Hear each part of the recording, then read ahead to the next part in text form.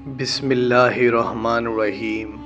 السلام علیکم وظائف میڈیا کے پیارے دوستو، میرے پیارے دوستو، میں امید کرتا ہوں کہ آپ سب خیریت سے ہوں گے اور اللہ رب العزت کی رحمتیں برکتیں سمیٹنے میں مشغول ہوں گے۔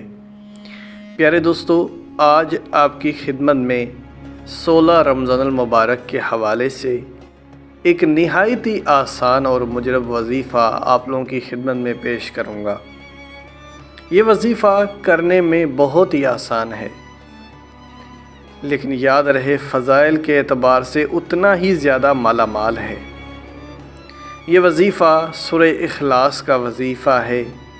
یقیناً آپ سب مسلمان بہنوں اور بھائیوں کو یہ سورہ مبارکہ زبانی یاد ہوگی۔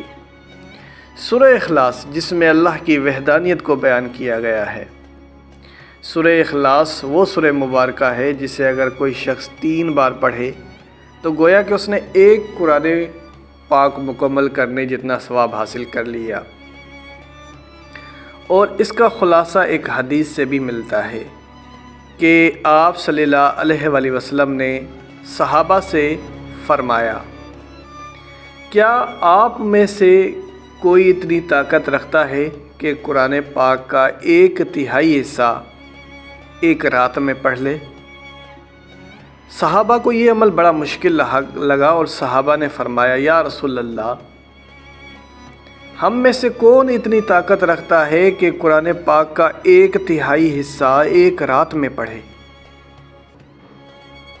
تو آپ صلی اللہ علیہ وآلہ وسلم نے فرمایا، قل واللہ احد اللہ صمد لم یلد ولم یولد ولم یکن لہ کفوا احد۔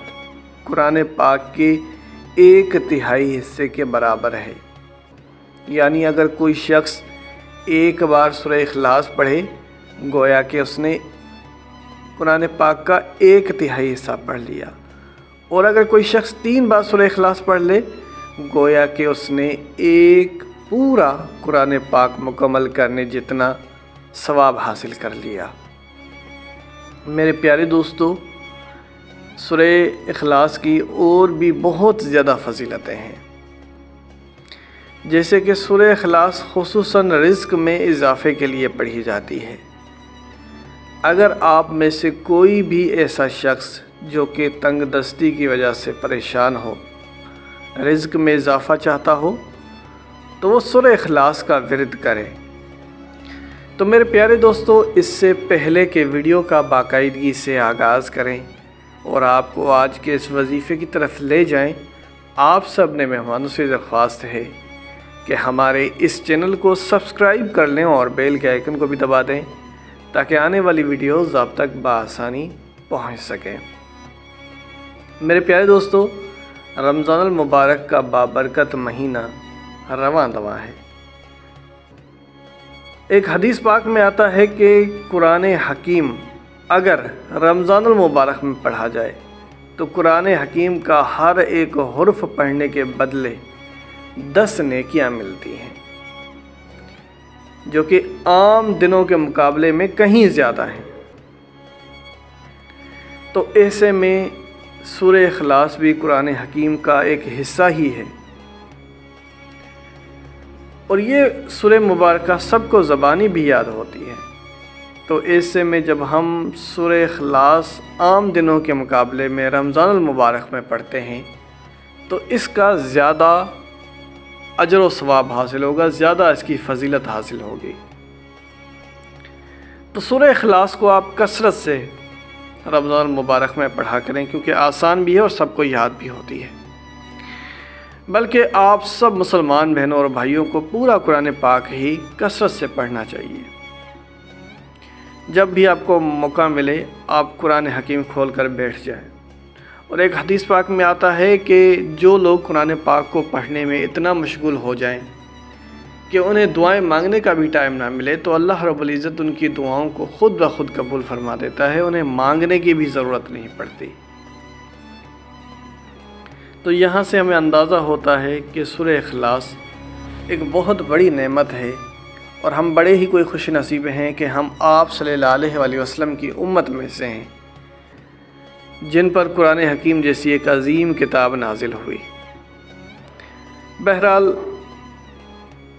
چلتے ہیں آج کے اپنے اصل موضوع کی طرف، یعنی قرآن حکیم کی سورہ مبارکہ سورہ اخلاص کا وہ وظیفہ جس سے آپ کے رزق میں اضافہ ہوگا، غربت کا ہمیشہ کے لیے خاتمہ ہو جائے گا، اور انشاءاللہ جب آپ کو اس سے فائدہ ہوگا تو آپ دوسرے لوگوں کے ساتھ بھی لازمی شیئر کریں گے۔ اب وظیفے کا طریقہ کار کیا ہے یہ ہم جان لیتے ہیں۔ 16 رمضان المبارک کو بعد نماز عصر آپ یہ وظیفہ کریں گے۔ خواتین کے لیے یہ ہے کہ مخصوص ایام کی حالت میں یہ وظیفہ نہیں کریں گے۔ مرد حضرات کے لیے یہ ہے کہ عام دنوں میں تو یہ وظیفہ کیا جا سکتا ہے، لیکن رمضان المبارک میں یہ وظیفہ بہت زیادہ برکت اور فضیلت رکھتا ہے، اور رمضان المبارک میں مرد حضرات اور خواتین دونوں ہی کے لیے یہ شرط ہے کہ وہ روزے کی حالت میں یہ وظیفہ کریں گے۔ تو جو بغیر روزے والے ہیں وہ اس نعمت سے محروم رہ جائیں گے۔